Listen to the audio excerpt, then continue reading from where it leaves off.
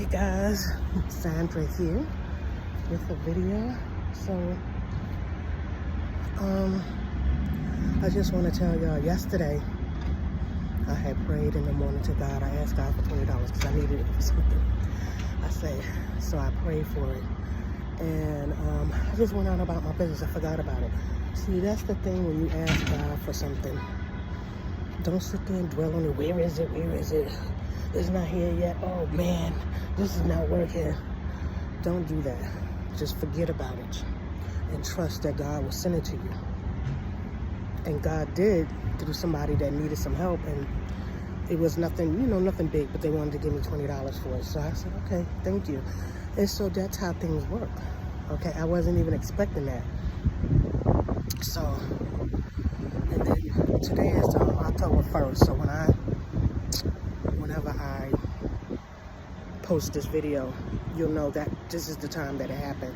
So yesterday was September 30th, which was my son's birthday. He turned 24 years old. And so I had prayed to God too, within all of that prayer, for him to have a miraculous day.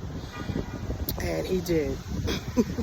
He received $50 from this lady that lives in our area, $40 for our next door neighbor, and then he received some other, a free cake from one of his friends, and he just said this was the best day ever. So I was like, best birthday ever. And I was like, that's what, because I prayed for God to give him a miraculous birthday. But, you have to pray and believe. And I had forgot that I had prayed for him to have a miraculous birthday until I was getting ready to go to bed. And then I got up to tell him, I said, I prayed for you to have a miraculous birthday. And you did. So you have to pray and forget about it and trust that God will bring it to you. Nothing works without faith and trust. And belief. You have to believe. But even belief doesn't help. You have to have faith and trust that God will do it for you. So, I'm saying this to say that with God and things will happen.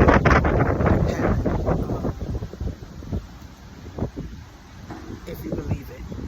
And it reminds me, I was reading the Bible this morning, and I happened to skim through, and I stopped on Ecclesiastes. I don't remember the verse, but I will put it down in the description when I upload this video. But it was saying to sow the seeds in the morning, and in the evening get to work, because you know not which avenue is going to, I'm paraphrasing, which avenue is going to bring you your outcome. So I'm going to leave that below. But see, that also, that is saying plant the seeds, pray, ask God for what you want. It's also in the Bible, ask and you shall receive, right? And so I'm paraphrasing, but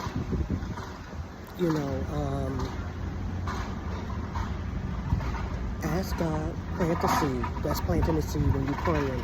When you're praying, planting the seed is also taking action, for whatever you ask for. Take action after you've asked for it. And you know not which one will come through. So we have, when we're asking God for money, sometimes you don't have to do anything to get the money. Like, I didn't have to do anything yesterday to get the money. It was just given to me through service. That's what it is. We get money through service. And so, and that's how my son got the money, because he's nice to people. He's good to people. So, you get ideas, money-making opportunities and ideas in your mind. And so you need to work on them. You never know what's going to take off and what isn't. So you plant the seed and you take action. Just do it anyway. Try them all. Any idea you have in your head and you feel like it sounds good, try it. Try them all. One day try this idea, the next day try that, especially if it's not taking up too much time. If it's taking up a lot of time, try this one idea for 1 week, the next week do the next one, but write down your ideas, write the vision and make it plain. That's another one. But try the ideas out, because you do not know which one will take off, okay, and bring you the most for your efforts. So I just, wanted to talk about that. That is, I have been getting stronger and stronger with God, closer and closer with God. When I'm not on here, I'm studying verses, I'm trying to understand what it is, because the Bible is not complete. There's a lot of things that have been left out of the Bible, and you can tell when you're reading it, some of it don't even make sense. So, like I said in another video, if it doesn't make sense, I don't worry about it. I just keep moving, because it's not for me to know right now. God will reveal it to you when the time is right. And so I'm trying to get to know what is going on. I think it's a good idea to read different Bibles, because you can piece things together. I do have the Quran in my, is that the Quran? The Muslim Bible in my house. I'm going to start reading that one. There's some other Bibles I want to get, an African Bible that I want to get. And a lot of these Bibles are going to piece together missing pieces, I believe, that are not in the regular King James Bible or the whatever Bible you read, okay? Whatever you like, translation you like. And it will piece together some of it, because if you notice, there's a lot of missing information, and even with Jesus. Like, they talk about his childhood when he was 12, and then they will go on, he's grown already, so I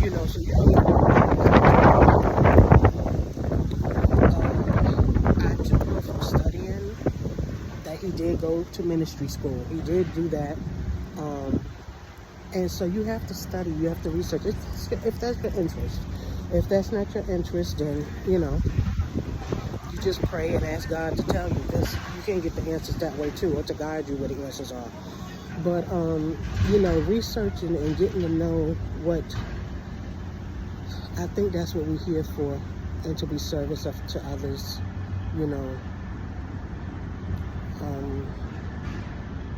and to understand that you are a king and a queen of the Most High. You are God's son, you are God's daughter, and Jesus came here as an example of that.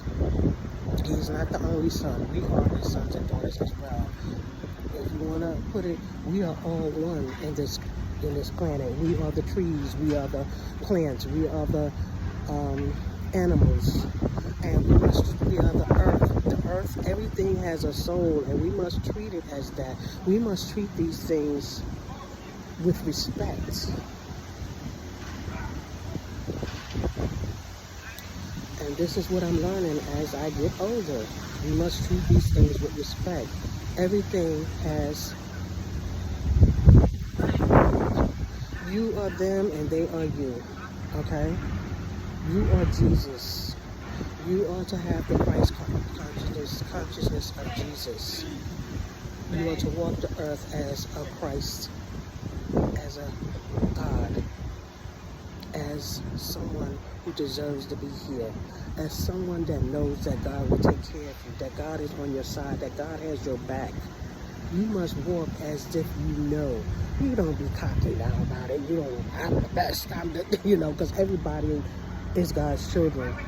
Even when they do wrong, they are still God's children.